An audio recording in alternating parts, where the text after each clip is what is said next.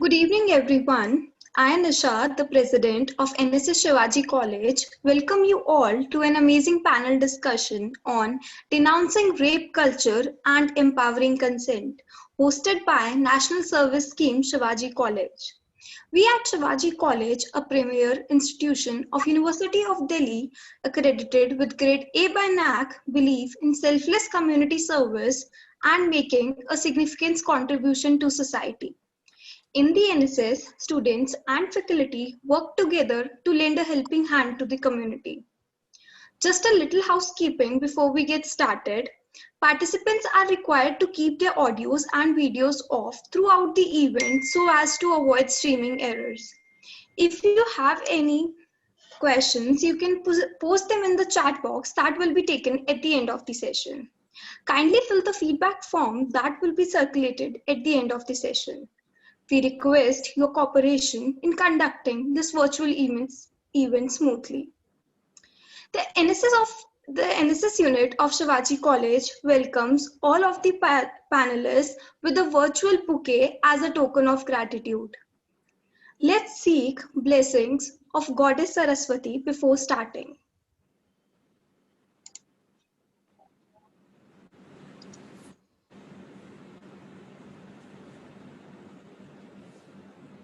Juhi, audio is not available.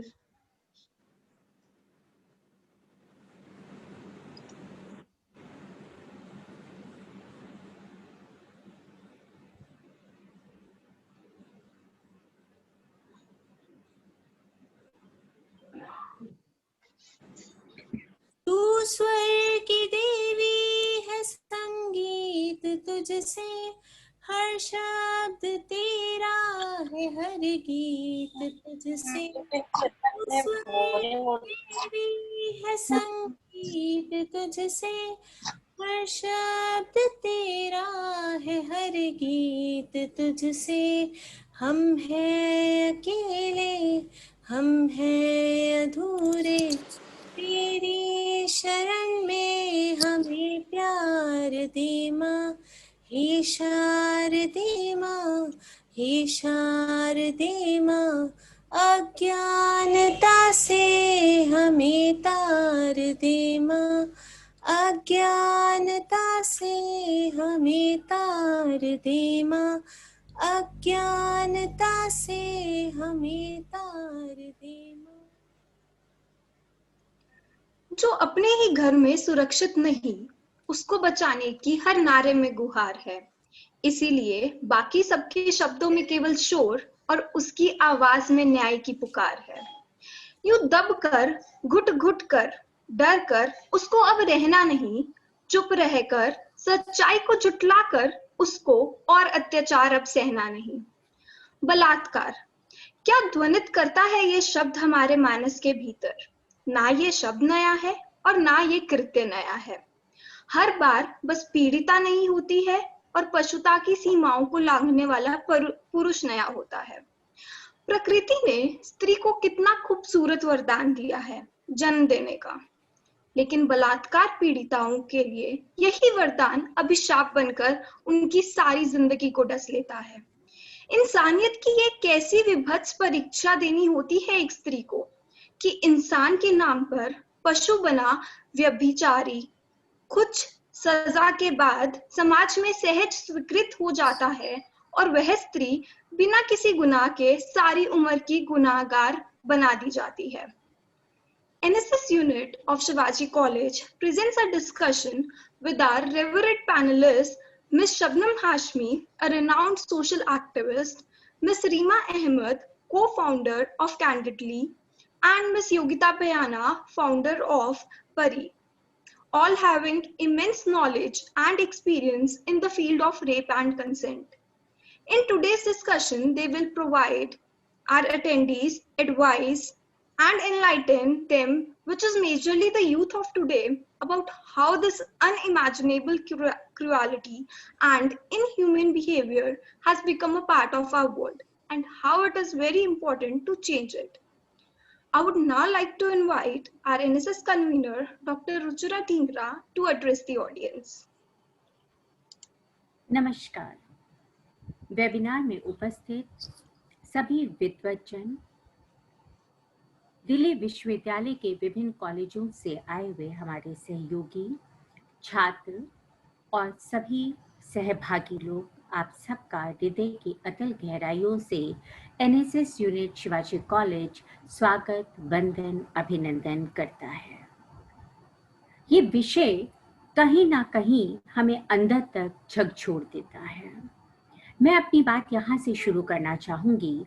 एक विज्ञापन देखिए, आप हमारे कूल्हे छुएं या स्तन या फिर हमारी जांघें, हम बुरा नहीं मानेंगे। आपको चाहे जो पसंद हो, हम आपको सलाह देते हैं कि नैडोस के हर खाने का लुत्फ अपने हाथों से उठाएं। यह नैडोस चिकन का एक विज्ञापन है जो 2 साल पहले भारत के अखबारों में छपा था। कुछ प्रश्न हैं जो लगातार मुझे और मेरी पूरी टीम को आंदोलित करते रहते हैं, परेशान करते रहते हैं। क्या हम एक ऐसे समाज की ओर जा रहे हैं जहाँ पे बलात्कारियों के साथ हम खड़े दिखाई दे रहे हैं, हम उनके साथ एक सहानुभूति रखने लगे हैं, या फिर हम कहीं ना कहीं बलात्कार की शिकार महिला को ही कहीं ना कहीं बलात्कार के लिए दोषी मानते हैं। कभी हम उसको दलित है इसलिए उसके ऊपर दोष मढ़ देते हैं, कभी वो बहुत सुंदर है यही उसका दोष हो जाता है, कभी वो कम पढ़ी लिखी है, कभी उसने छोटे कपड़े पहने हैं तो कभी उसने बड़े कपड़े पहने हैं, कभी वो रात के अंधेरे में गई है तो कभी वो दिन के उजाले में क्यों जा रही है।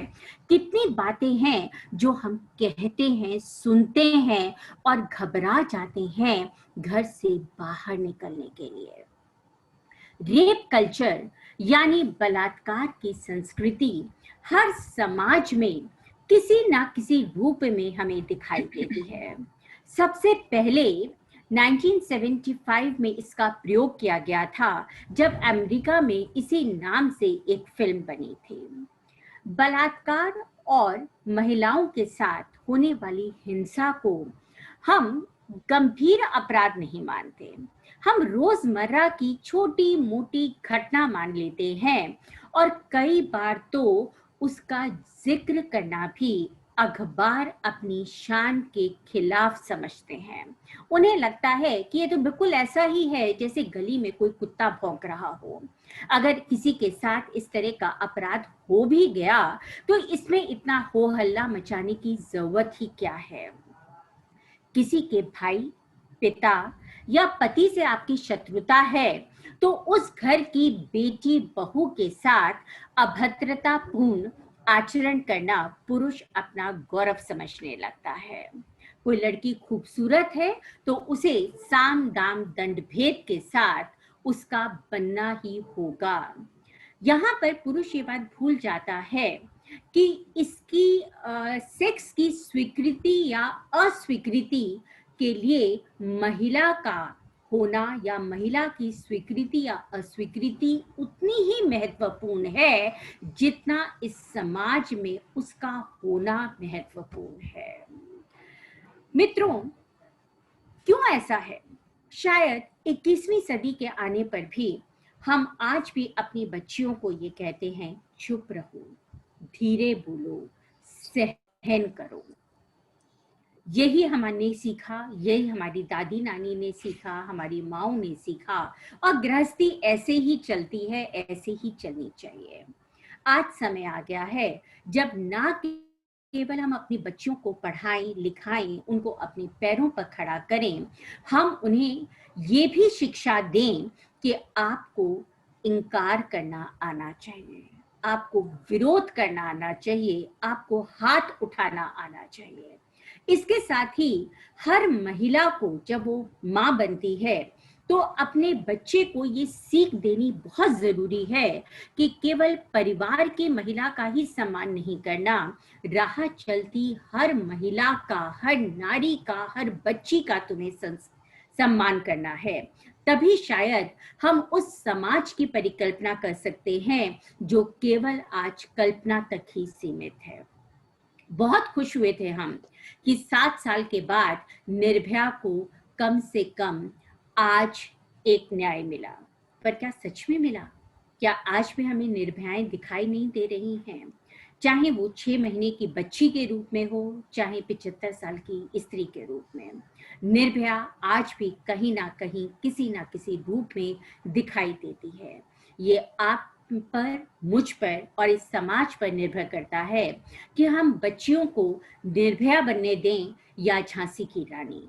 आज के हमारे पैनलिस्ट हमें इसी विषय पर और गूढ़ तरीके से और विस्तार से बताएंगे। और निश्चित रूप से हमारा जो ये एक प्रयास है, छोटी सी हमारी एक अपनी तरफ से इस आहुति को हम दे रहे हैं इस महायज्ञ में, ये सफल होगी। धन्यवाद। Thank you, ma'am, for always motivating us. I hope that today's session will be an enlightening and fruitful experience for all of you. I'm delighted to introduce all of our panelists. Our first panelist for the day is Ms. Shabnam Hashmi, who is a social activist, a fearless fighter, and a human rights defender. She has campaigned against communalism and violation of human rights in the name of fighting terrorism, and also focused on issues of women, political participation, adoption, gender justice, democracy, and secularism. Shabnam Hashmi was amongst 91 women from India who figured in the list of 1,000 women who have been nominated globally for the Nobel Peace Prize 2005.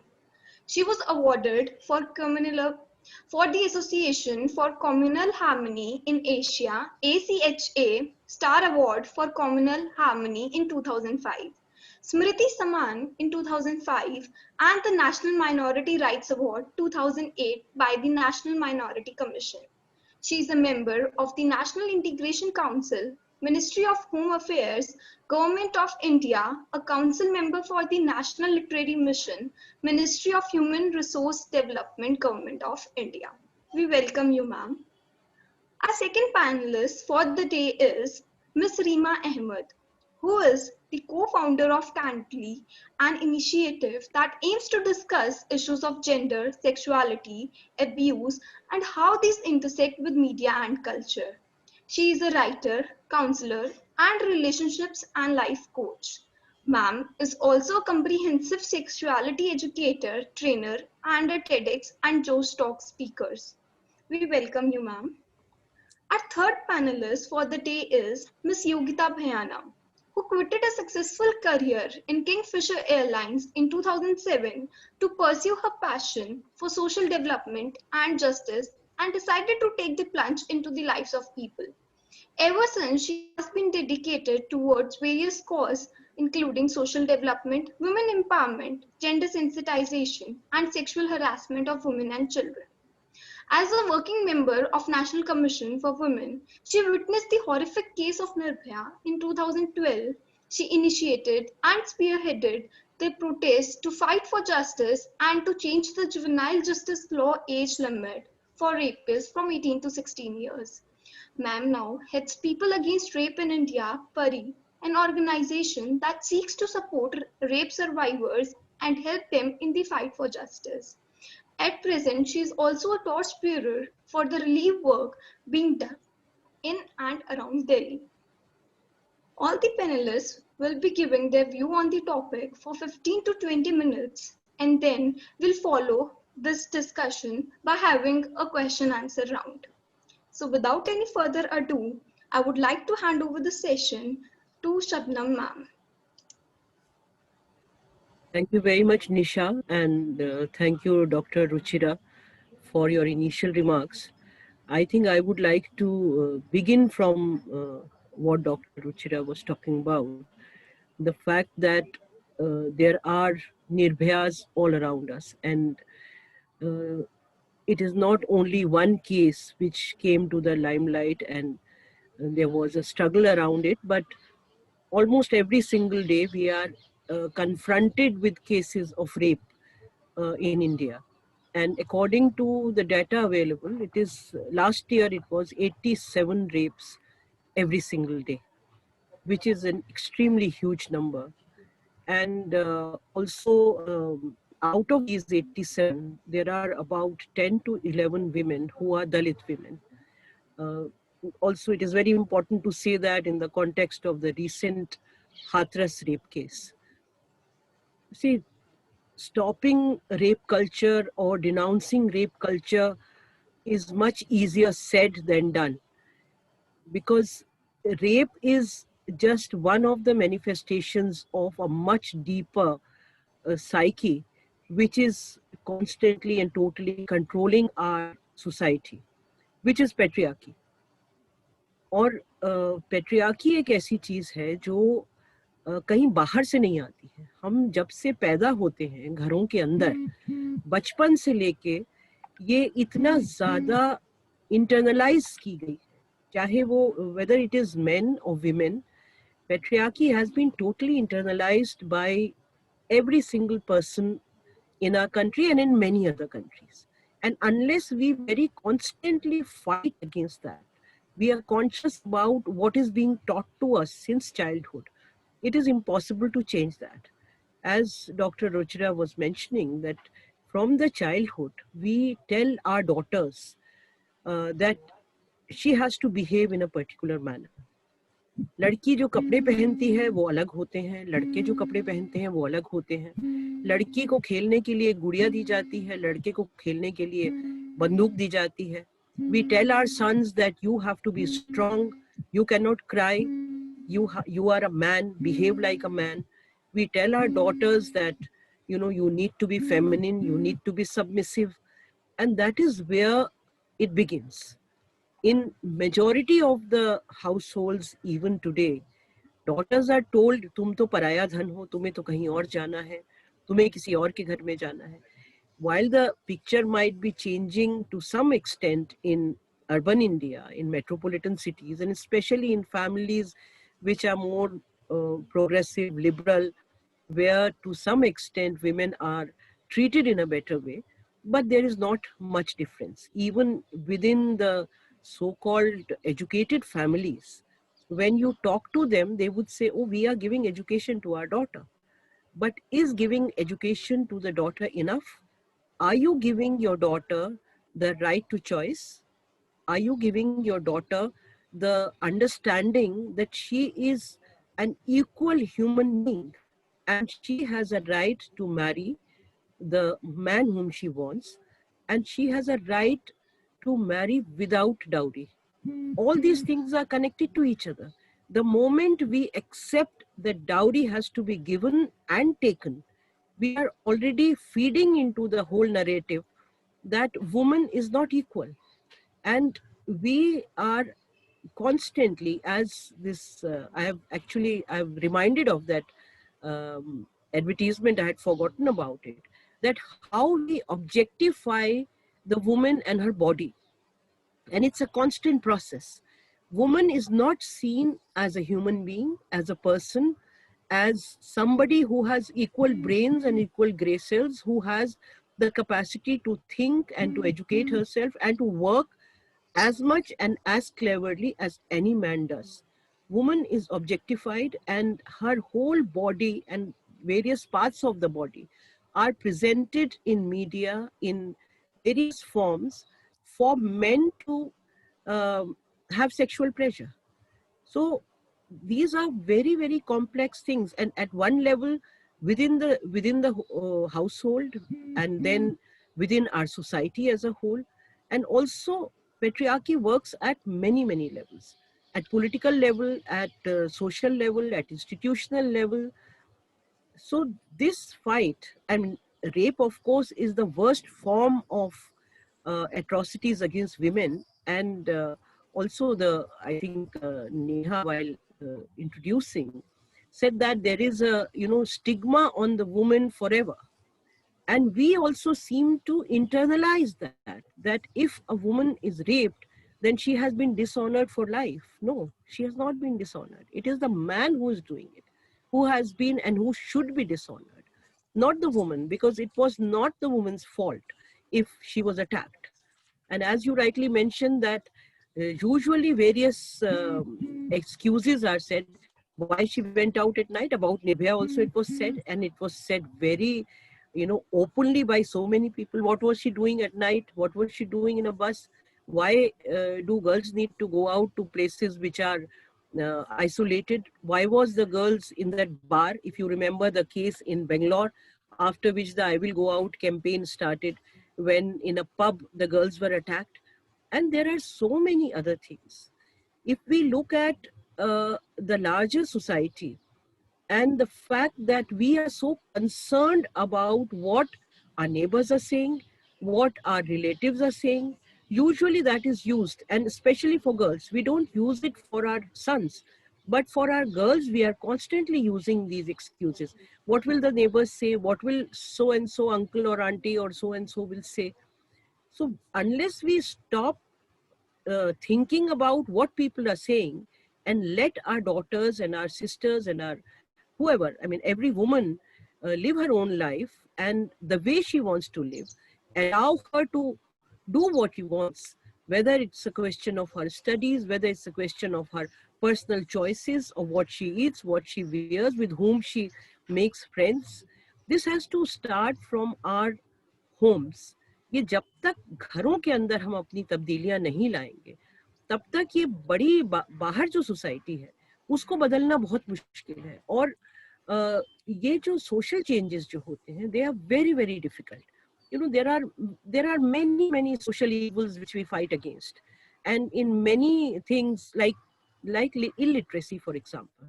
You know, there was a whole campaign to make India literal, the Bharat Gyan Vigyan campaign, and that was able to increase the literacy level. It was comparatively, I would say, an easier task. But fighting against patriarchy, fighting against discrimination, which treats girls and women as unequals, which treats women as objectives, that's a much bigger fight, because it has been ingrained in our minds and hearts very deep. So while the struggles outside in the society are very important, if you are going for a job, then fighting for your equal rights, your space within your offices, your personal space, your equal pay, because in many places the women are not given equal pays. When we talk of women entrepreneurs, when we talk of women in business, we see that in the boardrooms of the big industrialist houses, there are hardly any women.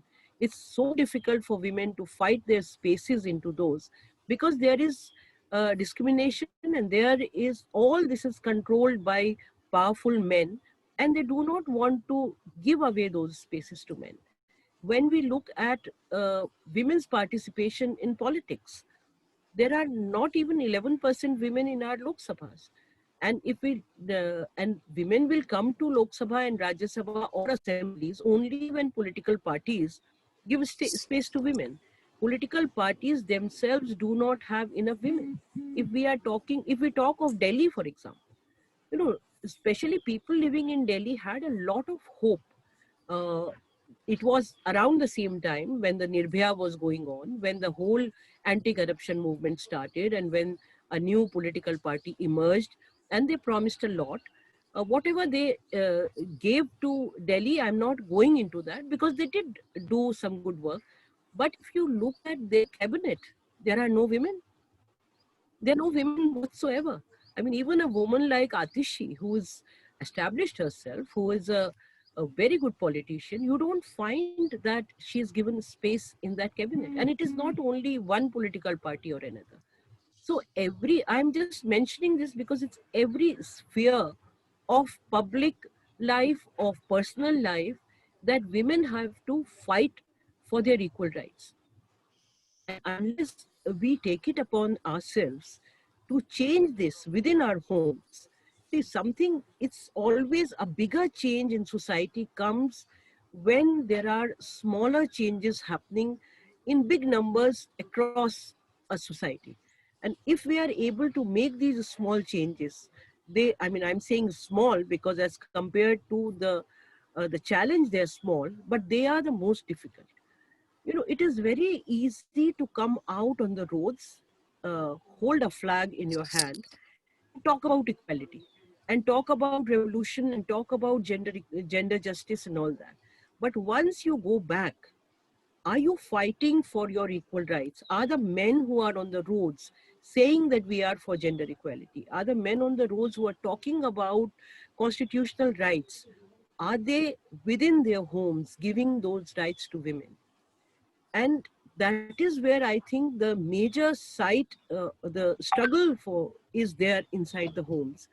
And I think that if we have to stop this rape culture, if we have to stop atrocities against women, we have to start working within our homes.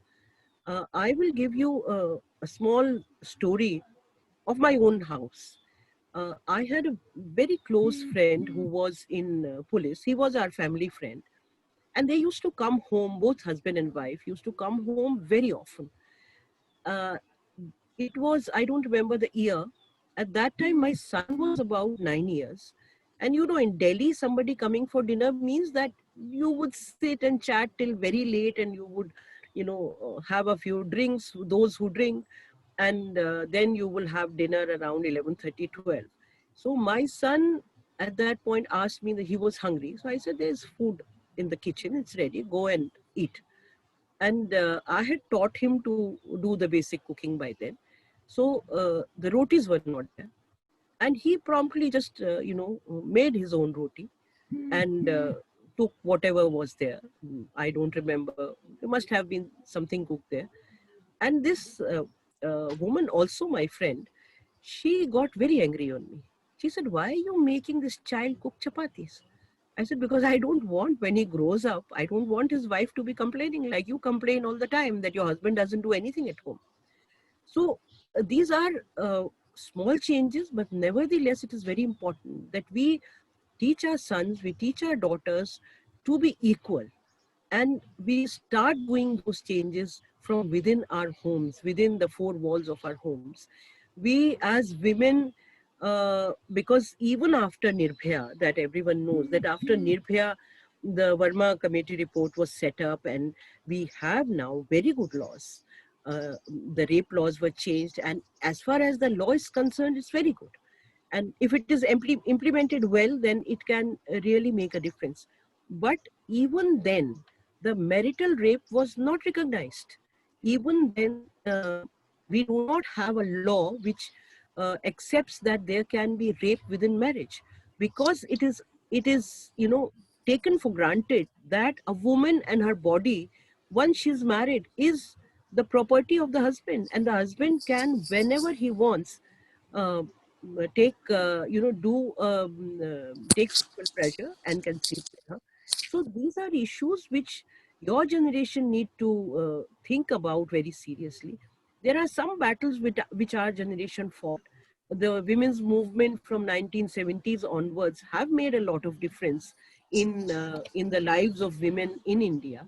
Still things are very bad, but there is a section which has fought and which is living the life of equal individuals within their homes at least, and also continuously fighting for equal rights for women, whether inside the home, whether in public life. We are fighting for women workers' rights, women farmers' rights, women's rights to equal education and equal opportunities in jobs and in politics. But there is still a very long struggle which needs to be waged, and that is for the younger generation to take upon themselves to take it forward. मैं आपको अपना बताऊं कि हमारी जब when I was in college, that was 1975-76, जिस वक्त emergency लगी है, तो एक तरफ तो हम लोग इमरजेंसी के खिलाफ लड़ रहे थे because it was undemocratic. It was हमारे संविधान के ऊपर एक बड़ा हमला था, हमारे फ्रीडम ऑफ एक्सप्रेशन पे हमला था, हमारे सिविल राइट्स पे हमला था. तो एक तरफ हम इमरजेंसी से लड़ रहे थे, लेकिन दूसरी तरफ हम उस वक्त की जो मेजर क्वेश्चंस थे, उस वक्त डाउरी का एक मेजर सवाल था.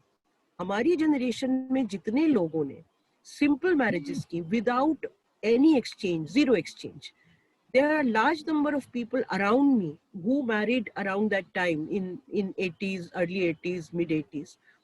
And you will find thousands of people who said no, that there is no question of giving or taking any dowry.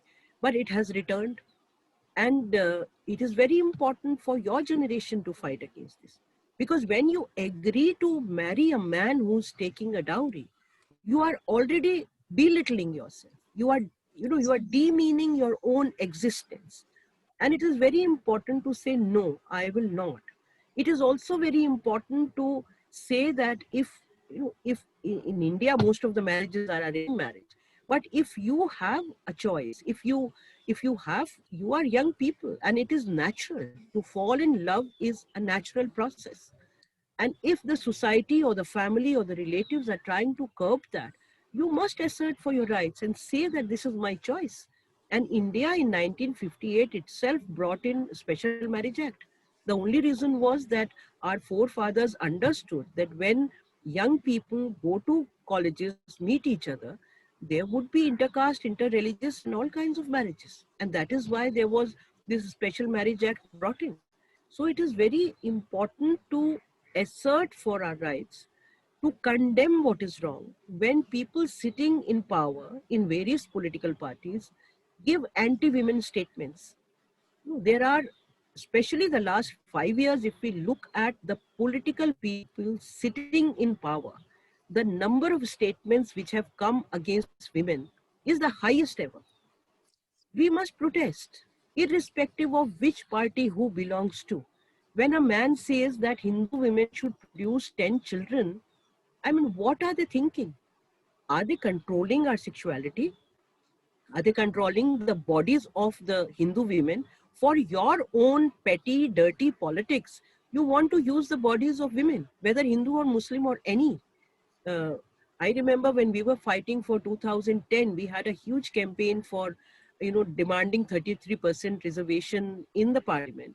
And at that time, there is a cleric in Lucknow. His name is Kalbe Jawad. He's supposed to be a very well-known Shia cleric.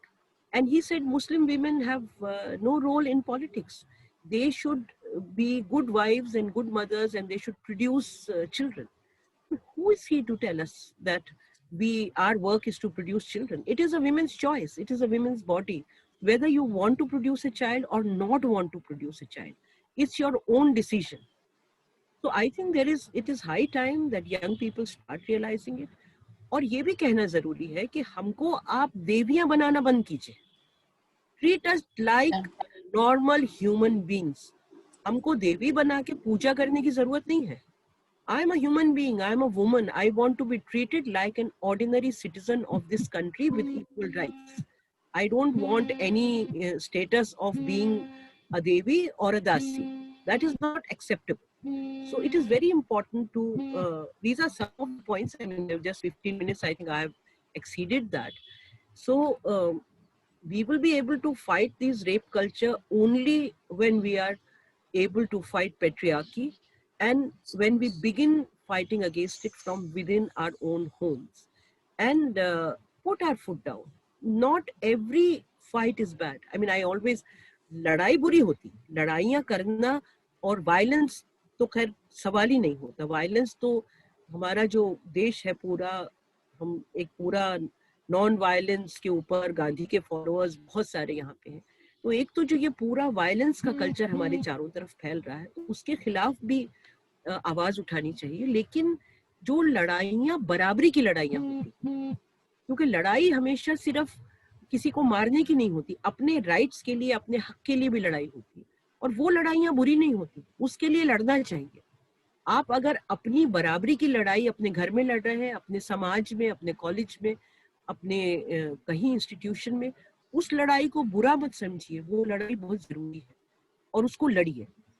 और जितना आवाज खास तौर से आप लोग नौजवान बच्चे उठाएंगे, उतना ही हम जल्दी जो है इस लड़ाई को जीत पाएंगे. हो सकता है कि हम शायद आपकी जनरेशन भी नहीं, उससे अगली जनरेशन के लिए हम ये लड़ाइयाँ लड़ रहे हों, क्योंकि हमारी जो पिछली जनरेशन थी उन्होंने बहुत सारी लड़ाइयाँ लड़ी, जिसकी वजह से हम आज स्कूलों कॉलेजेस में पढ़े लिखे हैं. ये जब सावित्रीबाई फुले ने पहला स्कूल खोला था लड़कियों को पढ़ाने का, उस वक्त लड़कियों को पढ़ने नहीं दिया जाता था और उनके ऊपर कीचड़ और पत्थर और सब फेंके जाते थे जब वो लड़कियों को पढ़ाने जाती थी. लेकिन आज there are so many women in public life because there were people before us who fought for us. So similarly, we have to fight for your generation and you have to fight for the next generation. And let's hope that we keep our voices very loud, जिसे कहते हैं कि बोल के लब आज़ाद हैं तेरे. तो इसी के साथ बहुत बहुत शुक्रिया मुझे बुलाने के लिए. And I am here. If there are any questions, answers after others I have spoken, I'll be happy to answer. Thank you.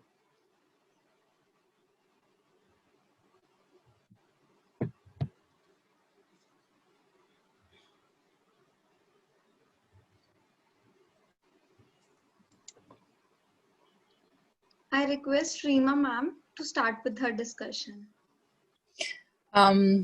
First of all, बहुत बहुत शुक्रिया शिवाजी कॉलेज का और NSS आपके टीम का मुझे बुलाने के लिए. And बहुत शुक्रिया for giving me space to speak with people like Shabnam ji and people like Yogita ji. I mean, I'm very new in this area and I feel very, very honored. Thank you so much. It is going to be hard to match up to Shabnam ji, but I will try. So I feel like, you know, she has beautifully described what patriarchy is and how it manifests in our lives. But I feel like that to get to the root of something, to get to the root of problem in order to eradicate it, it is always useful to look at the why. And where did it first begin? And how is it that we came to accept this so naturally, you know, this assumption that men are naturally violent and that men cannot control their sexual desires, which is very, very controversial, yet it is accepted everywhere in society that this is what they're like, and men will be men and boys will be boys, that you can't do much about it. And how did these ideas first emerge, and where did they first emerge?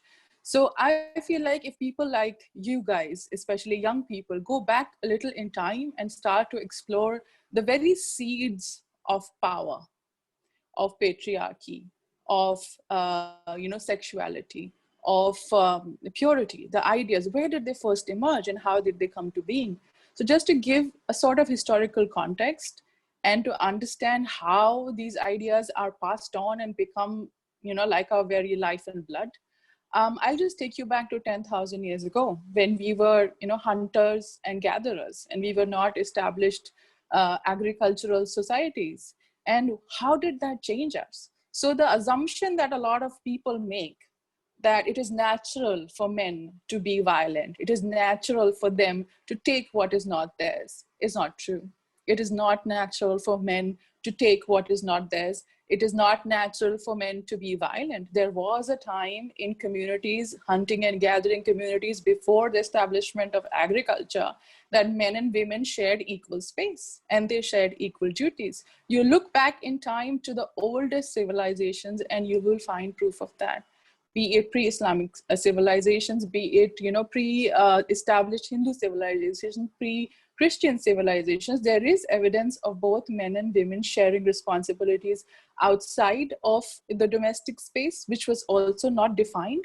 And there was no definition around one person being with only one person in terms of partnership, which we find very problematic and sinful to even accept.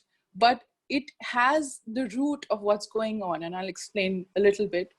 So when you have this idea of, okay, so let's start farming, the whole idea of ownership begins.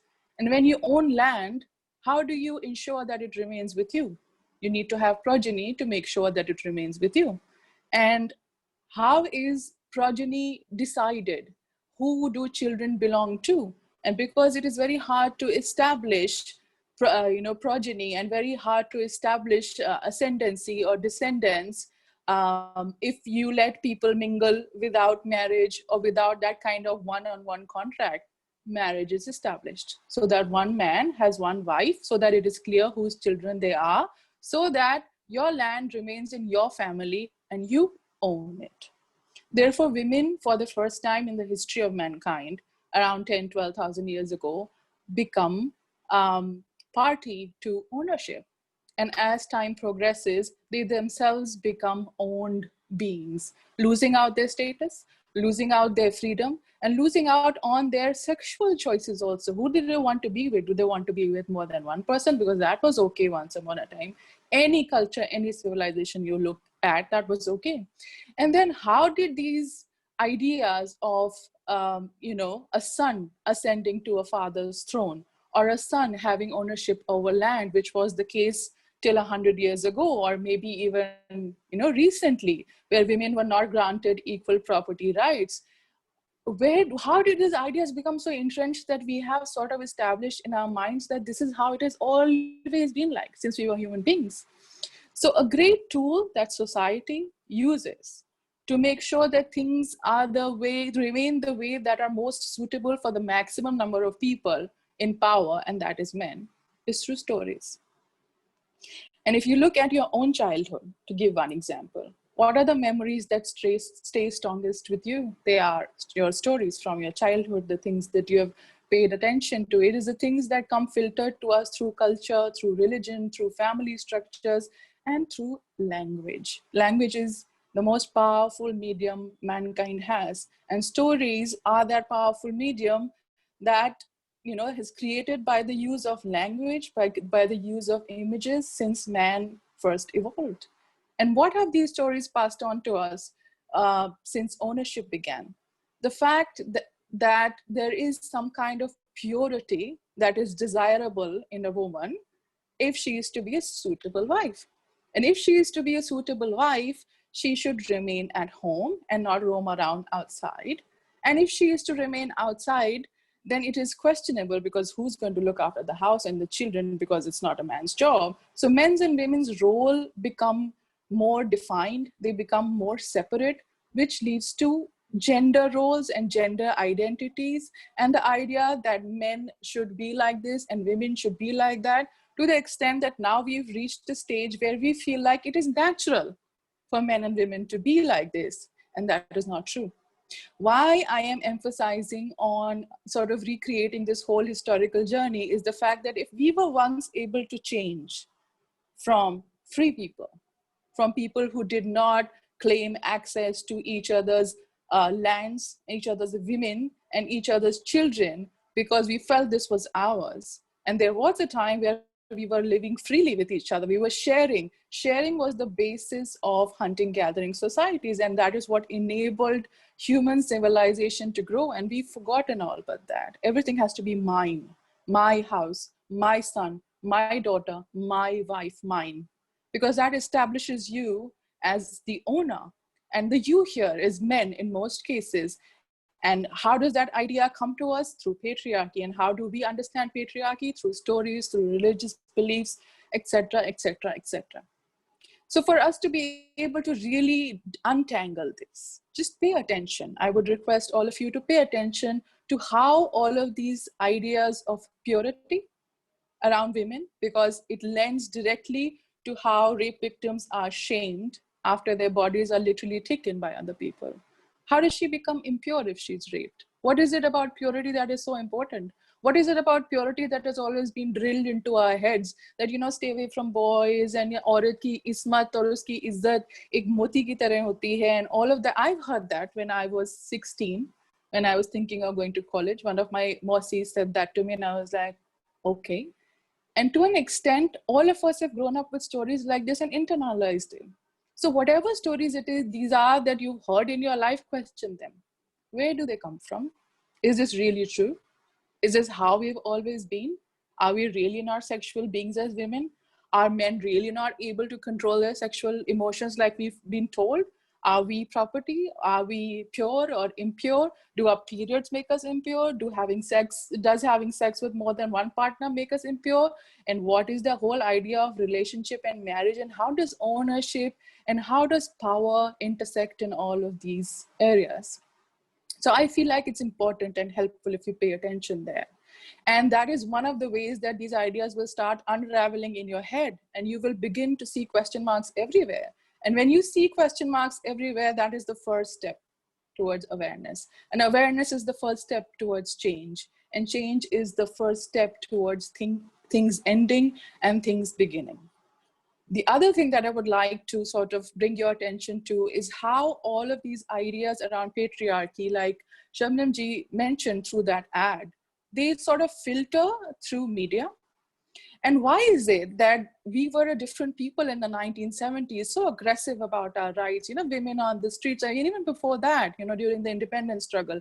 And how is it that we seem to be somehow going back in time? And if you look at the serials around you, the TV serials and the drama and the songs and the movies being made, and the certification boards having stricter and stricter rules, and what is passed and what is not passed, you will have a fair idea of why is it that we are regressing. Media. It has gone back even, I don't know, before it began, because I remember it beginning from a place of great equality where there were really, really meaningful shows which delved deeper into, these ideas that we have discussed so far. And now we've got a woman fighting 3 other women in the kitchen about who put what sabzi and what oil and what not, because that is what they want us to believe. And who is this they? Who are they? And they're everywhere. They're in your own house. Could be your dad, could also be your mom. Women are the worst carriers of patriarchy because they've imbibed all of these ideas so deeply that to rebel against it, gives us a sort of feeling of emptiness, of not belonging and confusion. Who am I then if I am not someone's wife? Who am I then if I am not someone's daughter? Because what is the alternative? Because no alternative has been sought. Because the alternative has always been put out of our reach and has always been labeled with ideas of purity. If you step out of the house and go out to work, what will people say? Because who knows who you're meeting and who you're with and who you're kissing and who you're sleeping with? Because of course you will become impure and therefore, not eligible for marriage in a good household. And therefore, your life is damned. And we inherit that and we imbibe that and we believe it to be true. And there was a time when women like Shabnam Ji in the 70s and the 80s were fighting ferociously, and we've gone back because all of that we are receiving is meant to distract us from what really matters for human beings, and that is freedom and equality. Because for things to be a certain way for people in power, they need to have a large section of society quiet and frightened. And women are a large section of society. And they need to have the other section of society feeling very powerful and very bold and not answerable, and those are men. So that existing structures of power in religions, in households, in workspaces are maintained, and the status quo is maintained. And why is it that men are so afraid of women holding public space? What is it that they know about women that scares the living daylights out of men? Ask yourselves that. And I've heard this from a lot of my male colleagues and my male friends, that you women are able to do things so much more peacefully than us. You find answers to deep things and it seems so easy for you. And you do things, you multitask and we can't. And why is that? Because we've borne the burden of doing multiple things at the same time, of micromanaging people's emotions and people's states, and that has given us a lot of leverage in political spaces, in office spaces. It can be used very, very well, and that is frightening, because you put a woman in charge of a company and you see things happening peacefully, and we've all read about it. And you put a man and there's always power struggle and hierarchy and men operating from a status of high power and making everybody feel small and timid and useless. And where does that come from? And it'll take you back to ownership and to history and to the stories we've been told that you are powerful and you are not. But we know that we are powerful. And we know that we have the capacity to look at everything and then bring it back together if needed, and to break structures and emerge differently when needed. Because women have that adaptability in their genes. So it is time for you, young men and women, and especially men, to recognize where your ideas have been coming from and to reject them. Reject what the rubbish TV serials tell you, that your life is just this kind of politics playing in the household. It's not. Households are meant to be supportive, not areas of conflict. And they can be supportive when each individual in the household is supported well and are given the space and the freedom to reach their own purpose level. That is the only way human beings will be happy, because that is how we've been created. For us to have a purpose, it is important. It gives meaning to life. And if we don't have meaning to life, what do we find meaning in? what is she wearing? Oh my God, look at her. Uska पेट दिख रहा है. Oh my God, look at her. Uska bra का strap दिख रहा है. Oh my God, उसको देखो, उसकी लड़की शाम को 6 बजे के बाद घूमती है. और ये कौन करता है? सबसे ज्यादा कौन करता है घरों में? औरतें. And all the younger girls who rebel and say and try and assert themselves, no, I'm not going to do that. I want to go to a tuition class or I want to study. What is the last persuasive force that is used to get a girl to calm down and be controlled? It's the moms. Emotional blackmail, emotional torture, emotional toxicity. Stop talking to kids, you know, don't talk to them nicely and all of that. And you will see that everywhere in human relationships, people using emotions to make other people feel unwanted and unloved. And it is only when human beings feel unloved that they try and fit into things which they know are not okay for them. And how does that happen? And it is not just the females to be blamed or the males to be male blamed, but a whole structure of society that is resting on language and storytelling and culture and religion to propagate a certain idea. And it is for you and us to question that. To give you an example of how storytelling, you know, makes victims of wives in marriages emotionally, you know, this flip-flop. We're used to this flip-flop from the males in our families, that a dad will hit a daughter and then say, I'm really sorry, you know, or maybe not even say sorry because that is okay. And we feel hurt and we feel like something is taken away from us, but we feel like, oh, we can't question that because अगर मारते हैं तो इसलिए मारते हैं ना क्योंकि प्यार करते हैं, क्योंकि फिक्र करते हैं. So when love is fed to you as an after effect of violence, or violence is fed to you as an after effect of love, of course you're confused and you will remain confused your entire life. You'll get into relationships with toxic men who are used to hitting and abusing and controlling where you go, what you see, on insisting on knowing your Facebook passwords and your Instagram passwords, because that is the way they love now. Because if they love, they want to protect. And what is this protection about?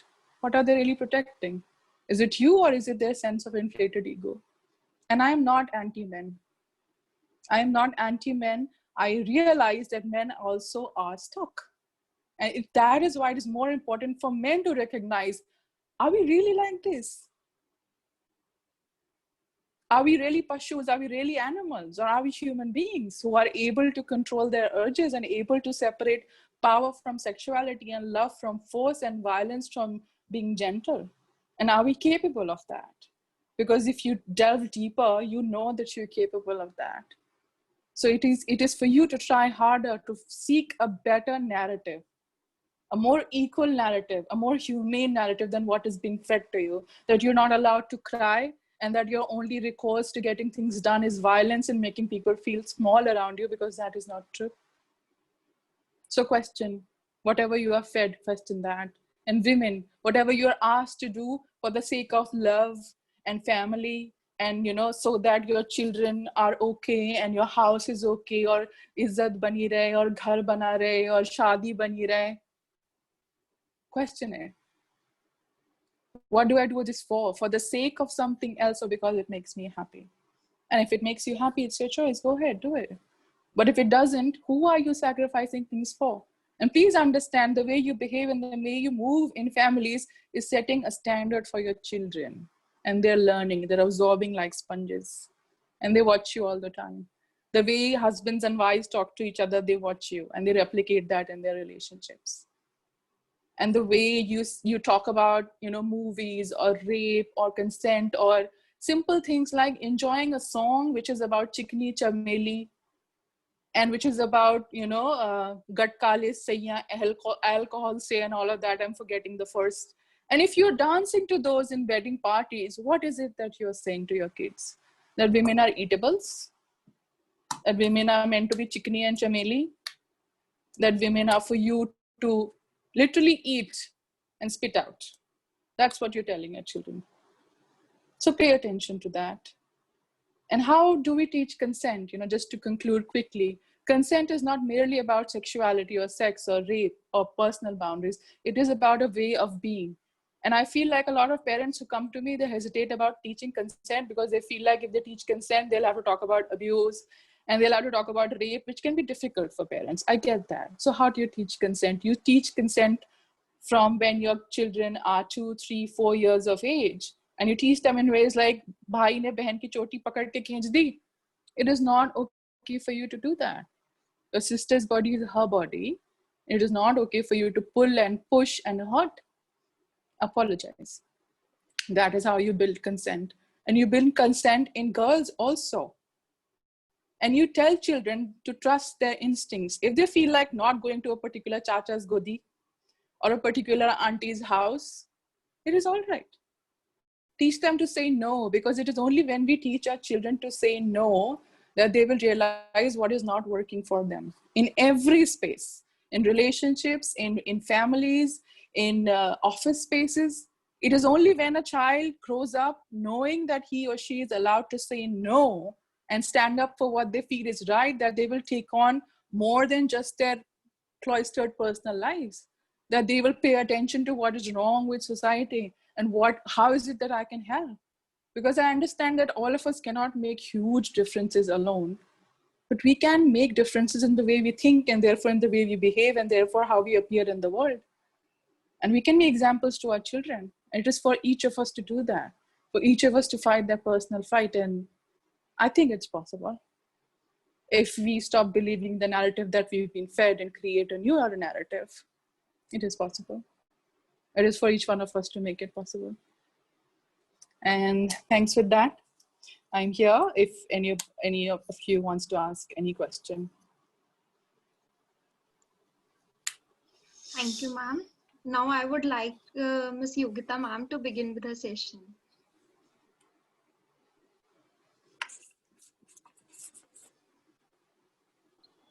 Thank you so much for inviting me, having me on your amazing panel. I mean, I'm still not over with what Shabnam ji said, what Reema ji said. I mean, they have covered almost every aspect of what we are going to discuss. But, you know, I have nothing more to say, but to add on to what they have said.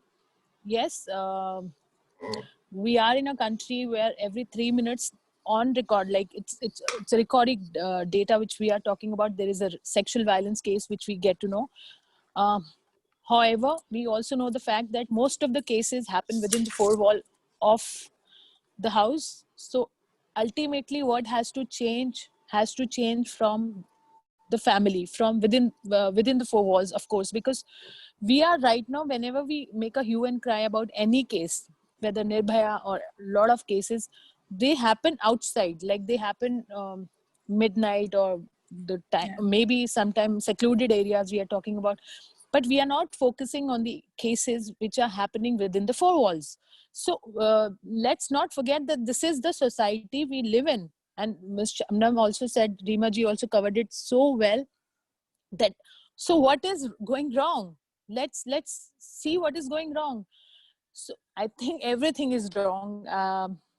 However, we are gradually going towards equality. I would not say that still, of course, it's still very far. How we mentioned about Savitri Phule ji, how difficult it was to teach then, and right now we actually can go to school now, but it's a very gradual, very like a baby steps. We are moving towards where we want to go.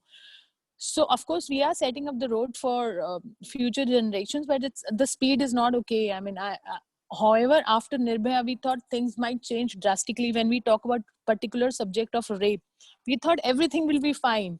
You know, there will not be cases, you know. I personally felt very positive, you know, after the protest and after the Justice Verma committee. I really thought things are going to change, and you know, there's an amazing future for women. But what happens? You know, we see Hathras even today. So I would again reiterate that it is a collective fight. I mean, there can be men, those who are very pro equality. There can be women, as discussed, very anti progress. So basically, whole narrative, there is not one angle to it. We have to hammer it from all the sides. So we know that it is a complex situation. You can't have a one solution for it. It is a complex situation. We need to deal with it. We have to hammer it from all the corners. Like it was mentioned about Bollywood. I have been talking the same things, like, you know, how can we accept such lyrics? I mean, how can our children, even I say that, why our children are dancing on such tunes? Why can't you just right away? I also agree with Shabnam Hashmi ji. She said protesting is okay, but what is changing inside? Why are we letting our kids dancing onto such tunes? Why can't we just tell the DJ to stop this? I mean, this is how we have to stop and make a change. We have to make a noise there and then. We just can't, and we need to boycott such people. We need to boycott such movies. I have put cases, I mean, legal notices I have sent to such lyrics and such writers and such movies, you know, directors also. I mean, but it's, people call me anti-Bollywood. I'm not anti-Bollywood. I'm anti-projection, you know, how they project a women. I mean, there are good movies like Thappad. It's like one of the movie which is like most talked about right now of late about domestic violence. So there are good movies coming out. It's not that they only show bad stuff, but at the same time, by default, subconsciously, they don't, even that's their gender sensitivity which reflects. So we and so-called educated producer, directors and actors, those who otherwise take a lot of stand, you will see them tweeting about everything, but when it comes to acting on these things, they will not know the difference. That is the biggest tragedy. They would not know the difference. So I mean, yes, the narrative has to change and things have to change, and gender sensitivity, gender sensitization in all spheres of life, not only in Bollywood or homes, in our parliament. You have noticed something in our parliament also, when you see our parliamentarians, they sit separately. One gender sits somewhere and a group of males, you know, they just make a group there. There is no gender inclusion. I think gender inclusion is the answer. There is no gender inclusion in our society. Till now, our government schools, they have separate boys school and girls school. There is no harm in it. I mean, I'm not defending that. But when we talk about boys being comfortable with girls and girls being comfortable with boys, I mean, we have to coexist. So why not, you know, create an environment where do coexist? So what happens when you have a government school all boys? Suddenly they see a girl and they just toot pado on her. You know, like, this is what is happening right now. So we need to understand this has to go into our politicians' mind, educational institutes, you know, of our society. They have to coexist. So these are the things, you know, so in all spheres of life. Of course, when we talk about reservation, why we want it for a reason. We want equal not only because women can raise women's voice. No, men can also raise voice for women, but we want equal representation so that we become comfortable seeing women everywhere. We want women everywhere, so that equality comes in there, not that just for the sake of showing that we are equal. We want it. No, we want that we should become comfortable with each other. So yes, these are the things. I think most of it is covered. So I was so enjoying listening to other panelists that really I have nothing more to share, but I would just leave it at this, that we need to create a narrative. So we need to change ourselves first. So now as an activist or somebody, like, you know, I learn, I try to imbibe into my life, and I try to motivate others. So this is what we can do as students of Bharati College. I think if even 30-40 people are listening it carefully, I think if you just go and replicate it, I mean, this is how we can grow, and this is how we can bring about a change. I mean, it will be very effective. That is what I have to say.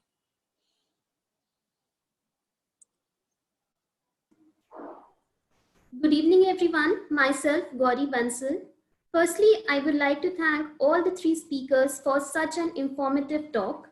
And now, let's move on to the question-answer session. So my first question is to Shabnam ma'am. Ma'am, do you think punishments like life imprisonment or death penalty will reduce the number of rape cases in our country? I don't believe in corporal death penalty at all, and in fact, I am one of those people who have been opposing that. I don't think that death penalty is going to make any effect on whether rapes or violence against women changes or not changes. There is a need to reform. There is a need to change the mindsets. Conviction has to be there. If somebody is a rapist, yes, if it says life imprisonment, then life imprisonment, or whatever, 7 years, 10 years. But the responsibility of the society, of the government, of all these jails and is to reform that person. And I'll give you a personal example. I don't know how many of you know my elder brother who was a theater activist. He was killed in 1989, and it took 7 years for the conviction to happen. And at that point, a lot of people, a lot of media asked me, are you not disappointed because they are not, they have not got conviction to be hanged? And I said, no, I'm actually happy that we are not taking away their lives, because what they did was wrong. By now, in these 7 years, it was our responsibility to transform them as humane beings, as people who could empathize with other people. Our, you know, we don't kill people to remove an evil. We need to understand that nobody is born a rapist, nobody is born a criminal. It is the whole upbringing, the society, and all kinds of other influences which turns a person into a criminal. So that is at least what is my opinion. Thank you, ma'am. Reema ma'am, I want to ask you, like you have been discussing about the history of both the genders.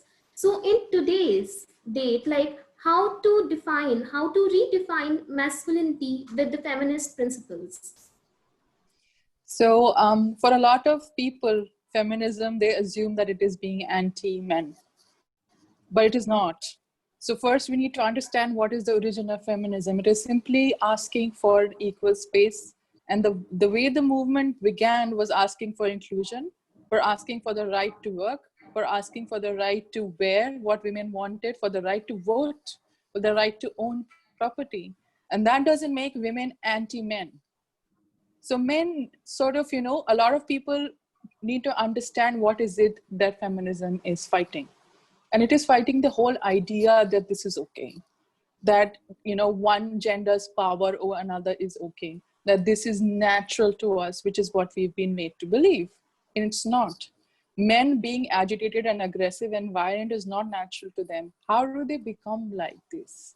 And the way that we can sort of, to use a word I don't like, marry feminism and the sort of reversing the idea of masculinity is by bringing in more men into conversations, by creating more inclusive spaces where you're not just pointing fingers at men, but also giving them information about their own impulses, what they feel are impulses, and giving them newer tools to understand that aggression doesn't come naturally to them.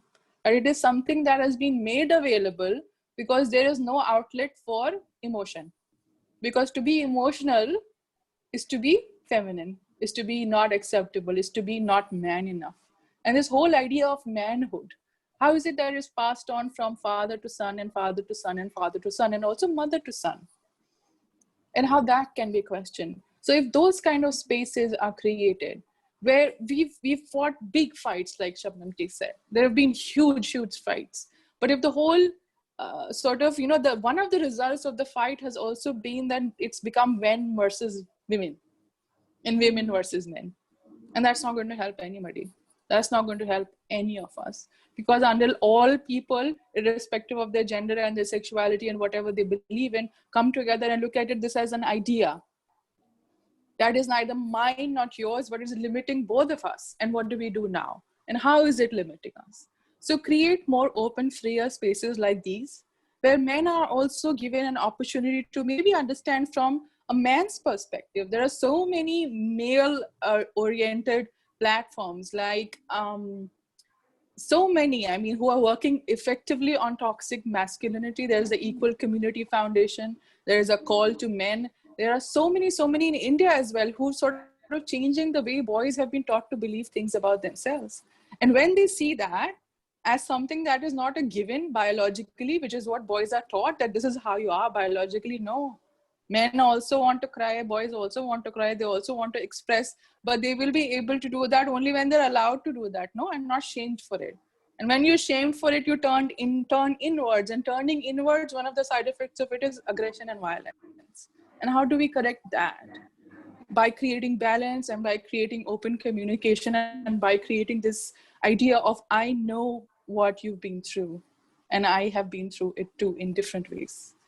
So I feel like when you look at toxicity and masculinity, men have also suffered because they're also bound by this idea of, तुम्हें काम पे जाना है, तुम्हें पैसे कमाने हैं, तुम्हें काम पे जाना है, तुम्हें पैसे कमाने हैं. You are the provider, you are the this, you are the that, you are the, and any man who chooses to not be that. For example, men who don't want to, you know, go earn a big living, or who want to be an artist, or men who work with NGOs, or men who work on the streets, they are shamed so much.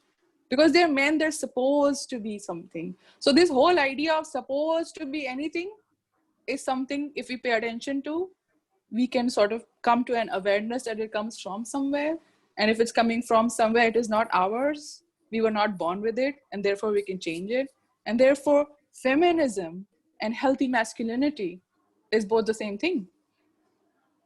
Acceptance, equality, choice, respect, boundaries, consent. It's both the same thing. Thank you, ma'am. Yeah. Yogita ma'am, you have played a very important role in the Juvenile Justice Act. So what was your experience, opinions, or takeaways from that thing? See, we that time believed that, okay, that if you can rape, if you can be violent on a woman, then the punishment should be equal, whether you are 16 or whatever your age is. But yes, during of late these years, of course, I am also evolving, and I'm also thinking that yes, as Shabnam ji also said, that yes, it is about upbringing. It is sometimes it's not their even fault. But right now, when we see the cases of juvenile being involved in such cases, I'm not talking about only sexual violence. Even in after raping, they kill 6-year-old, 4-year-old, 5-year-old. I have so many cases I'm dealing with. So when I see numbers of juveniles growing, you know, that time we just we have no choice. I mean, of course, we have to kind of ask for stricter punishment. So that was the motivation behind it, for asking, so that there is a message out there. However, it has not worked very well. I'll be very honest. We still see a lot of cases happening. So maybe I don't know what next. I mean, I also keep evolving as the time comes. I mean, of course, we are not working on the roots. We have to work on the upbringing, the mindset.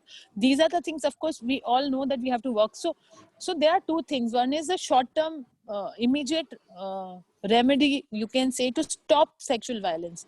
So we thought punishment would be the better way to stop it immediately. And one is a longer process, but very effective and foolproof process, which is changing the mindset overall in due course of time. But I think it is taking much longer than what we thought. So that was the mindset then when we pushed this law. Thank you ma'am. मेरा अगला प्रश्न हमारी तीनों ही वक्ताओं से है. जैसा कि हम सभी जानते हैं कि नारी की सुरक्षा, नारी का सम्मान किसी भी सभ्य और स्वस्थ समाज के मूल आधारों में से एक है. लेकिन यह है हमारे टीवी चैनलों की डिबेट या आम चर्चा का विषय तभी बनता है जब हमारे देश में कोई बहुत बड़ा, कोई जघन्य अपराध हो जाता है. हम आम दिनों में इस एक महत्वपूर्ण विषय पे चर्चा क्यों नहीं करते हैं? शबनम मैम, आप क्या सोचती हैं इसके बारे में? मैं आपके सवाल के जवाब से पहले एक चीज और कहना चाहती हूँ, क्योंकि मुझे प्राइवेटली एक सवाल भेजा गया है जिसमें ये लिखा है, in general cases first girl resides with boy in friendship, afterwards blames him with rape. It's actually a very unfortunate question, because this is also this also shows how patriarchal our own mindsets are. मैं लगातार cases से deal करती हूँ, जैसे और भी यहाँ पे बहुत लोग हैं जिनके पास लगातार आते होंगे. मतलब I am not a lawyer, लेकिन एज अ सोशल एक्टिविस्ट मेरे पास डोमेस्टिक वायलेंस के केसेस भी आते हैं और भी आते हैं मदद के लिए। और अगर 100 केसेस आते हैं, मैं पिछले 40 साल से एज एन एक्टिविस्ट काम कर रही हूँ, तो मैं ये नहीं कह रही कि कोई भी केस जो है वो गलत नहीं होता, लेकिन ऑन एन एवरेज जो मेरी अंडरस्टैंडिंग है कि अगर 100 लड़कियां मेरे पास आई हैं पिछले कुछ सालों में डोमेस्टिक वायलेंस के लिए या और केसेस के लिए, उसमें 1-2 ऐसा होता है जिसमें ये लगता है कि यहाँ पे कुछ गड़बड़ है, कि ये शायद जो कहानी बताई जा रही है वो नहीं है। तो ये कहना कि जनरली लड़कियां जो है पहले दोस्ती करती हैं, साथ में रहती हैं और फिर रेप पे केस लगा देती हैं, I strongly object to it. I don't agree with this at all. ऐसा नहीं होता है हमारे समाज में। अगर आप देखें कि ये जो 88 केसेस जो हर दिन रजिस्टर्ड होते हैं, उसके अलावा भी बहुत ज्यादा केसेस हैं जहाँ पे जो रजिस्टर्ड ही नहीं होते, स्पेशली जो घरों के अंदर होते हैं, जो फैमिली के अंदर होते हैं, उनको वहीं दबा दिया जाता है। तो I think we need to rethink, जिन्होंने भी एडवोकेट हैं जिन्होंने ये जवाब मुझे भेजा है सवाल, सॉरी मैं इस बीच में आपका सवाल भूल गई। आप अच्छा, सिक्योरिटी, जानते हैं कि सिक्योरिटी, नारी का सम्मान और सुरक्षा। जी, मेरा एक तो ये मानना है कि ये जो पूरी वोकैबुलरी जो है ना, नारी का सम्मान और सुरक्षा, इस वोकैबुलरी में ही परेशानी है। नारी की सिक्योरिटी की जिम्मेदारी समाज की है। मतलब जब तक हम इस लैंग्वेज को बदल करके नारी के हक की बात नहीं करेंगे, हम जब तक विमेन राइट्स की बात नहीं करेंगे, अगर महिलाओं को बराबरी का अधिकार मिलेगा तो वो सिक्योरिटी खुद अपने आप हो जाएगी। अगर सड़कों पे जब एक लड़की जा रही है, उसके बदले अगर वहां पे 50 लड़कियां रात को 8 बजे अंधेरे में जा रही हैं, तो वो अपने आप में एक सिक्योरिटी ब्लैंकेट क्रिएट हो जाता है। हमें जो लड़ाई लड़नी है वो बराबरी के अधिकारों की लड़नी है। और जहाँ तक टेलीविजन, मीडिया, फिल्म का सवाल है, या आपने कहा कि टेलीविजन पे डिबेट क्यों नहीं होती जब तक कोई बड़ा केस ना हो जाए, देखिए उसकी वजह यह है कि अब टेलीविजन पे किसी भी जो रियल इशू है उसकी बात ही नहीं होती। एक तो टेलीविजन जो है वो टोटली कंट्रोल्ड है और उन ताकतों द्वारा कंट्रोल्ड है जो गरीब विरोधी भी हैं, जो महिला विरोधी भी हैं, जो अल्पसंख्यक विरोधी भी हैं। तो उस टेलीविजन पे तो आपको जो लाखों माइग्रेंट वर्कर सैकड़ों किलोमीटर पैदल चला गया, उसके वो भी आपको दिखाई नहीं दिया। तो उसके पास कोई जगह नहीं है, उसके पास सिर्फ वो जगह है कि किसने कब आम खाया और किसने कब मोर के साथ फोटो खिंचवाई और कौन कब कौन सी फिल्म हीरोइन को जबरदस्ती बुला लिया गया for drug racket in Bombay. They don't have time for any real issue, neither the television and most of the national print media also. हालांकि प्रिंट मीडिया में कंपैरेटिवली जगह कुछ थोड़ी बहुत बननी शुरू हुई है, but I think we are very lucky that in our times and in your times you have now social media. वहाँ पे भी बहुत कुछ गंद है और खासतौर से जब हमारे जैसे लोग और आपके जैसे लोग आवाज उठाते हैं तो जो ट्रोल किया जाता है और जिस तरह के सेक्सिस्ट रिमार्क्स होते हैं, मतलब मेरे इनबॉक्स में बहुत बार आ चुका है, रेप थ्रेट्स आती हैं, ये बताया जाता है कि गुजरात में जो किया वो तुम्हारे साथ करेंगे, ऐसी चीजें लगातार आती हैं। लेकिन उसके बावजूद there is space which we can utilise where what we think and the issues that are important. Hathras का जो केस हुआ उसके बारे में भी सोशल मीडिया शायद ना होता और वो एक जर्नलिस्ट जो वहां पहुंच गई थी तो शायद नहीं पता चलता हमको, क्योंकि वो केस 14 को हुआ, हमें 28 को पता चला जब राजदीप ने पहली बार शायद ट्वीट किया। तो एनीवे उसकी बात करने का वक्त नहीं है। मैं हाथरस गई थी, I spend about 2.5 hours with the family. तो हालात बहुत खराब हैं। जब आपकी सरकारें ये कहने लगे कि ये एक इंटरनेशनल कॉन्स्पिरेसी है कास्ट राइट्स करवाने के लिए, तो वेयर डू यू फाइट? तो वो भी सवाल है जिसके बारे में सोचने की जरूरत है कि हम आंख बंद करके जो पावर्स हैं उनको सिर्फ इसलिए सपोर्ट ना करें क्योंकि उनके हाथ में पूरा मीडिया है और वो जो हमें जो झूठ सुबह से शाम तक बताते हैं हम उस पर यकीन ना करने लगे। There is a need to question, there is a need to research and there is a need to create an alternative narrative जो हमें आज सोशल मीडिया जिसकी जगह देता है, and we should utilise that. Thank you. Thank you ma'am. Reema ma'am, आपकी इस पे क्या व्यूज हैं? आई थिंक शबनम जी ने बहुत ही बहादुरी से और बहुत ही धड़ल्ले से जो कहा है, मैं भी कहती रहती हूँ अपने सोशल मीडिया पे, मगर उनकी तरह है, मेरी भी इज्जत मेरे टांगों के ही बीच में है. और मुसलमान होना, फिर औरत होना, फिर सिंगल होना, ट्रिपल गुना. तो the way sexuality is tied to everything that we do is horrendous. And जैसे शबनम जी ने कहा कि क्यों ऐसा हो पा रहा है इतना ज्यादा, I think in modern Indian history this is the first time where so much is going wrong and it is allowed to go wrong. And why is that happening? It's like हम सब robot और कठपुतली बन गए हैं कि जो दिखाया जा रहा है, जो सुना जा रहा है, उसी को चबा जाते हैं, उसी को निगल जाते हैं, उसी को हजम भी कर जाते हैं, उसी को मान भी लेते हैं, और फिर अगले आने वाले 5 साल फिर वही करते हैं, जबकि हमें दिख रहा है कि भाई क्या हो रहा है. If you look at everything, I mean, ये सब चीजें तो आप छोड़ ही दीजिए क्योंकि ये बड़ी प्रॉब्लमेटिक होती है ना लोगों के लिए. जो आपका पहला सवाल था कि जब वो मुद्दा किसी भयानक एकदम torturous barbaric so to speak बन जाता है, तब उठता है टीवी रूम्स में, और रोजमर्रा में क्यों नहीं उठता? क्योंकि भाई रोजमर्रा में उठाओगे तो खुद को बदलना पड़ेगा ना. दुनिया का सबसे मुश्किल काम, इंसानों के लिए सबसे मुश्किल काम अपनी तरबियत बदलना, अपनी सोच बदलना और अपने एक्शंस बदलना. उसके लिए एक ऐसी सच्चाई की जरूरत होती है कि आप अपने अंदर जिसे हम जानवर कहते हैं, वो जानवर नहीं है, वो हम ही है. उसे आंख में आंख डाल के देखें और बोले कि नहीं ये नहीं चलेगा, इसे बस करो.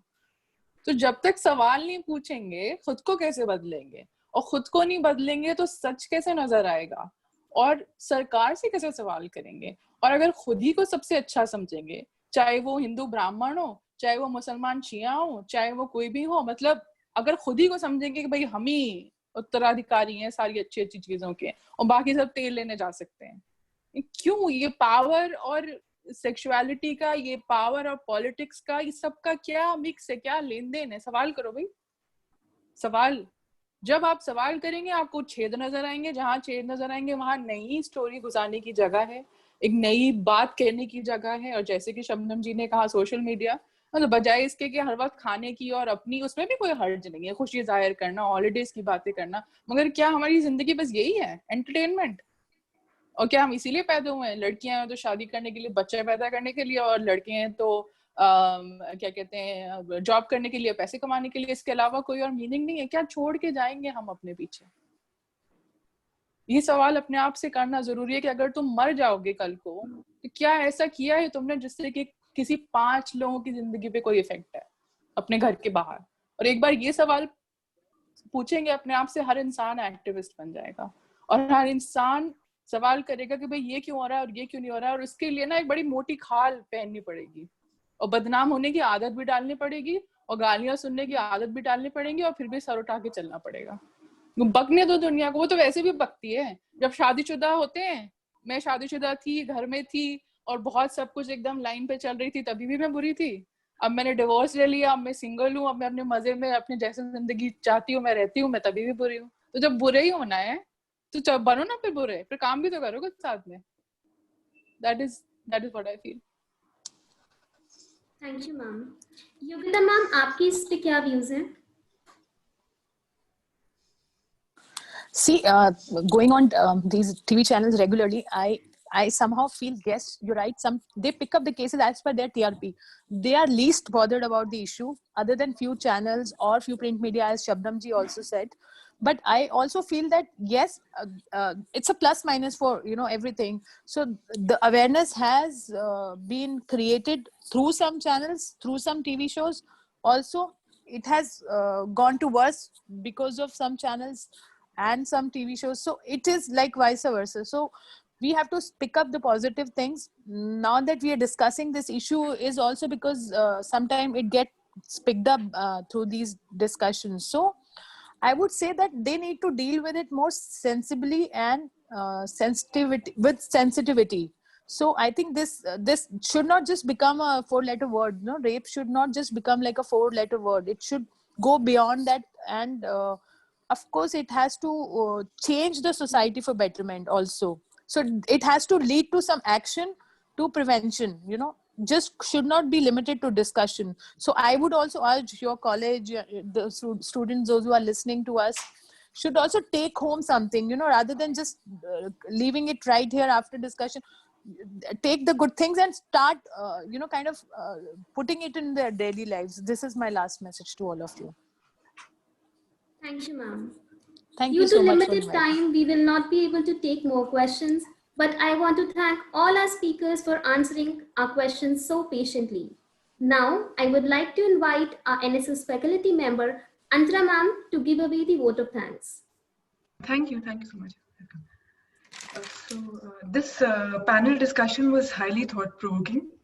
More importantly, I think we all understand the gravity of issues like consent and sexual harassment in society, and I think it's wonderful that we spoke so freely about them in this discussion. These issues need to be addressed so very urgently. Shabnam ma'am discussed the objectification of women, the privileged position of men, and the low number of women representatives in fields like politics and government. Extremely true, ma'am. Reema ma'am mentioned the way in which we are conditioned to believe that certain roles and behavior are so-called natural to men and women. Yogita ma'am talked about the equal representation of men and women, as well as the troubling nature of the projection of women in cinema, etc. Excellent points to all the speakers. And on this note, I would like to heartily thank the speakers for today, with whom the session was a true learning experience. They're truly women warriors, and we need individuals like them in our society and to inspire our students. Shabnam ma'am, Yogita ma'am, and Reema ma'am, your discussion was truly in-depth and very informative. I would wish to express heartfelt thanks to our esteemed principal, Dr. Shiv Kumar Sehdev, for his enthusiastic support of all such academic events. I express our appreciation for the efforts of Dr. Ruchira Dhingra, Program Officer, who has lent her time and commitment to take the NSS to new heights. I would like to commend the faculty members of the NSS team, who are ever present in organization and guidance. I would like to thank our beloved students, the dedicated student team of NSS, for their enthusiastic participation in this event, as well as for their hard work in all NSS activities. We hope to organize many such events in the future. Last but not least, thank you to your audience for today. We look forward to seeing you in many more events. Thank you again. Thank you, ma'am. Thank you. Thank you very much. Thank you so much. I request all the participants to fill the feedback form before leaving. It will be active for only 1 hour, so kindly fill it as soon as possible. Okay, thank you so much. And again, thanks to the college. And I think the principal is a gentleman.